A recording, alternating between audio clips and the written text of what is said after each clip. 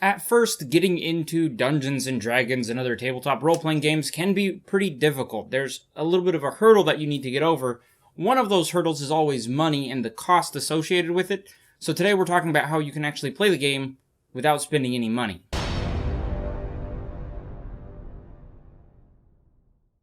Hey fellow Game Masters, I'm Richard Quiner and welcome back to the RPG Daily, your daily dose of all things tabletop role-playing games, helping you build your world and master your game. Like I said, today we're talking about how you can go from not having anything and not really knowing much about Dungeons & Dragons to having everything you need to play a game in a very short time without spending any money on it. And it's actually pretty simple, but a lot of times when you look at people who've been playing for a long time, or who even just for a little while, but people who have gotten into the game, you find that they always tend to spend money on some stuff, and that leads people to think, oh, I need to have that, I need to spend this money, but really, you don't need to. We're going to cover all the bases of everything you need to play a game of Dungeons & Dragons with your friends without spending a dime. As always, let me know what you think of all these concepts, and if you have any ideas of other ways to save some money by not spending any to play Dungeons & Dragons or other tabletop role-playing games, let me know in the comments below, and we can go over those and talk about that. When thinking about Dungeons & Dragons, you really need three basic things. You need a set of rules, so you can follow the rules for the game. You need an adventure, and you need some way to create some randomness, usually dice or some random generator. Anyways, we're going to talk about all three of these, starting with the rules. Wizards of the Coast has made a great resource for people to just get interested in Dungeons & Dragons and learn the basics, and it's called the Basic Rules. And there will be a link in the description where you can go download the PDF version of these basic rules, or you can go create an account on dndbeyond.com, where they also have the basic rules available to anyone who has an account on their site. Really, the basic rules are more than enough, in my opinion, to start playing the game. There is rules for the players, being how to create a character, information on different races and classes, and weapons and the gear and the backgrounds for the characters. There's rules for the Dungeon Masters of how to run an adventure, how to organize and run combat, the types of rules that Dungeon Masters need to be aware of. And there's extra information about monsters. You have monster stat blocks for basic monsters that you want to get a hold of. There's a lot of things here that really, I think this is all you need in order to start playing a game. The basic rules, however, do have a downside.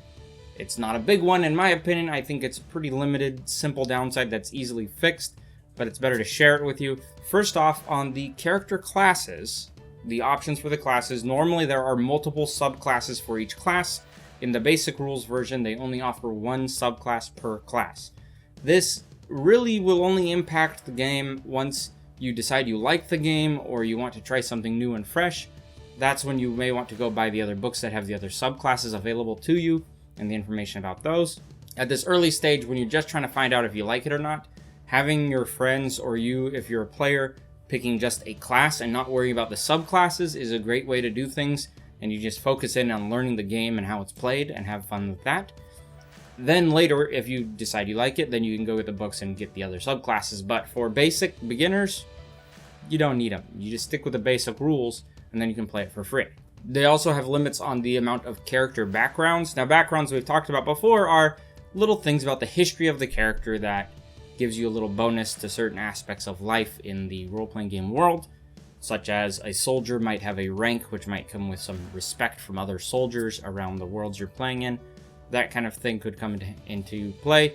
But the basic rules has, again, a limited number of backgrounds for you to choose from. There are pretty good ones. You don't really need to be picky about it. There's only, I think, like 10 of them included in the basic rules, when I think there's more like 20 in the actual full rules. You also have limitations on the magic items that are included in the basic rules, as well as the monster stat blocks that are included there. And I think it also took out some of the more advanced alternative rules that Dungeon Masters might like to run. I know there's different ways to run initiative that are listed in the Dungeon Master Guide that aren't necessarily in the basic rules. So it kind of pares everything down into a one book, and I think that's good enough for starters. That will handle the rules. You go download it down in the link below, or you go on D&D Beyond and get it there, and you're set. Next, you need an adventure. The number one way to get an adventure for free is to make it up on your own. Come up with a story that you like, come up with some sort of set of missions or quests that your players will do, and then try to play the game with that. That gets you going, that gets you started pretty simple. But sometimes it's not really in our mindset early on. We have all the rules, we have a bunch of things in our brain that we got to keep track of. we might not want to have to write the story as well. In that case, you can go online and find some free adventures that were created by other dungeon masters for publication that they've shared for free or for a pay what you want kind of service. The simplest way, and I think I'll leave a link in the description, we'll see. The simplest way is to go to dmsguild.com and go through their search, and you can sort their adventures. You can sort it by adventures, and then you can select that it's free or pay what you want. And then you can go through the adventures that they have listed there in that filter, I guess. And then you can find adventures that list them as for level 1 adventurers.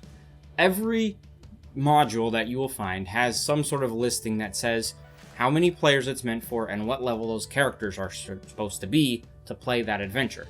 You want to find the ones that say for level 1. You will probably not find a whole ton, because a lot of people begin writing adventures and they want to do higher level stuff to have a little more fun with it. But all the same, you can go on there, do a little quick search, and find some free adventures there. I will also leave a link to a blog post that I found that had several free adventures for new players, for younger first level adventurers, that are available for free online as well. In this blog post, there's one specific adventure that I recommend called the Gribbet's Detective Agency. As it's shorter, it's definitely meant for level 1 adventurers, and it just gets you into the game quicker, having a simple level 1 adventure. The last thing you really need is dice, or a way to generate some random numbers. Now, dice generally cost between $3 to $7 for the cheap, kind of low-end Chessex brand. Chessex is a brand of dice. They just kind of mass produce it. They're not really good quality. Those are around $7 for a box of 7, which is all you would need to play the game. But, like I said, this isn't about how to do it for cheap, this is how to do it for free, so there are apps. First off, you can just go online if you have a laptop, and this is assuming that anyone who's watching this has an access to a computer or a phone or some sort of electronic device. If you go on Google and you just Google dice roller, Google has made a dice roller already that will just show up when you Google dice roller. If you're on a laptop or a computer kind of situation, that will be more likely a good way to do it. If you're on a cell phone or a tablet, you can actually go to Wizards of the Coast, and I'll leave a link in the description of this one as well. Wizards of the Coast has made a digital dice roller tool. You can go use that to roll your dice digitally. You don't have to have the physical dice. You can just do these tools. There was at one point some talk, and I still kind of am wishy-washy about this idea, because some people say, oh, you can't roll 3 natural 20s in a row on a dice roller app. I've never done it. It could happen. I don't know. It very well could happen with regular dice, but a lot of the people who play Dungeons & Dragons, we like to have the physical dice in our hand, and we like to roll them. There's something nice about that, but is it necessary, absolutely necessary to play the game? No, it's not. You just need a way to generate the numbers randomly, so that's why I suggest apps, digital apps to do it for you, for free. The other thing I'd like to suggest, I want to just make a couple suggestions. If you're doing this for free, you may not have other people to kind of walk you through how to run the game, or you might not have a very good example. So first off, I would suggest listen to podcasts or watch live streams of some good Dungeons & Dragons games. The reason I say good, and this is a personal preference for you, is if I can find a stream where the Dungeon Master is running a game in a way that I would like to run my own games, I can watch that, I can learn from them, and I can learn how to run a game how I want to run the game. If I just find any random stream and I find that if I just find any other random game stream or podcast and the Dungeon Master is not playing at the skill level that I would like to be at myself, then I find that I don't learn as much from listening to that podcast or stream. Also, I get bored with it, so I don't continue listening to it, and then I just waste time. It's not helping me in any way. So for live streams, I do enjoy the Adventure Zone.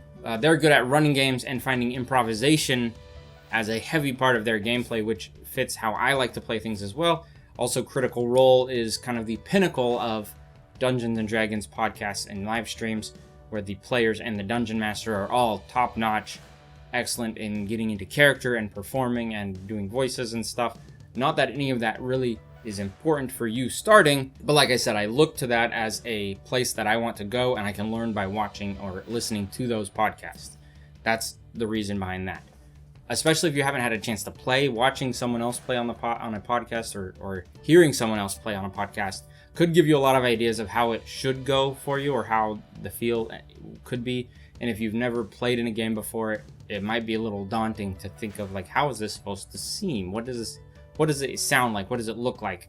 And by listening to those, you can learn something. I would also suggest when you have your adventure, if you're making it up or if you decided to get one of the free ones, read through it multiple times, commit as much of that to memory as you can so you don't have to sit there and read the adventure at the table. At least 2 times, just read through it, and then read the beginning of the adventure a 3rd time just to really commit it to your memory banks of the story that you're going through.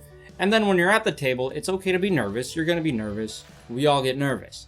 Years later, I've been DMing for quite a while now, you still get nervous sitting down at a table and running a game. I have a game later tonight. I'm still nervous about it. That's just the nature of it. So be okay with the nervousness. If you have the adventure prepped and you've read the rules and you've kind of done some your research, you'll do fine. I will touch on another problem that a lot of people seem to have, and it's not a big problem, but it is. It's kind of a hard problem to talk about, and that's the idea that some people decide that they don't have any friends. You don't have any friends to play Dungeons and Dragons with.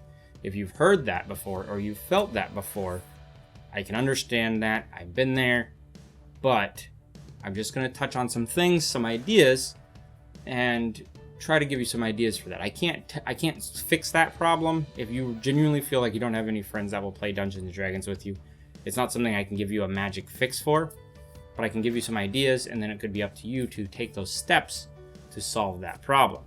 For me, a lot of my closer friends are ones that I play Dungeons and Dragons with, or that I've met through playing Dungeons and Dragons. I do have some friends back from college that I don't play with, but I really generally talk to more people that I play Dungeons and Dragons with than any other people I know. That's just a side note, is you can make friends through the game. But if you don't have any friends at the moment, there are plenty of places you can look to find some games that are being run. And if you want to be a dungeon master, you are in high demand, which means you're likely going to be able to find some players who will want to play with you because they don't have a dungeon master. Maybe they aren't, they don't want to do that themselves. Maybe they don't have the courage to step up and say, I'll run a game. There's a number of reasons, but there are vastly more players than there are dungeon masters. If you go on D&D Beyond on the forums, you will find there is a looking for group forum where you can post that you're looking for a group to play with. If you're looking for in person or online, there's different options there. There's on Reddit, there's a looking for group subreddit. You can also go look on and find some people. I always say be cautious about the internet and the people you find on the internet because you never know what you're going to get. But it's always good to maybe approach a group, talk to them a little bit, see, do a vibe check, and then see if they'll let you sit in one game, play in a game with them to see if it fits your style and how you feel that you enjoy the game. And then if you don't, you can move on and find someone else. Or if you do like it, then you can talk to them about joining their game. That sort of thing can come up. I know it's not easy to do, because I feel like I've been lucky enough that I found everyone I play with through personal contact. I haven't gone online to find games to play in yet myself. I should try it out just to be more informed about it. But that's kind of my suggestion. Just be careful. See if you can get in on trial, like a trial game, and then if you want to, then you can commit to a campaign. Same goes for if you're running a game with a bunch of people online. Do a trial game so you can see if there's any kind of bad eggs or, people that don't mesh with your style of running a game. And then you can decide if you want to keep playing or not. Ideally, I would love to develop a system that kind of vets players and DMs to get good groups together constantly. But it's a lot of work and I don't have the kind of time for that right now. But maybe in the future. We'll see. Anyways, that has been my info on how to get into playing Dungeons and Dragons for free. You don't really have to spend a penny to start playing. You just need the time and put in the effort, and you can do it. I've been Richard. Thanks for watching.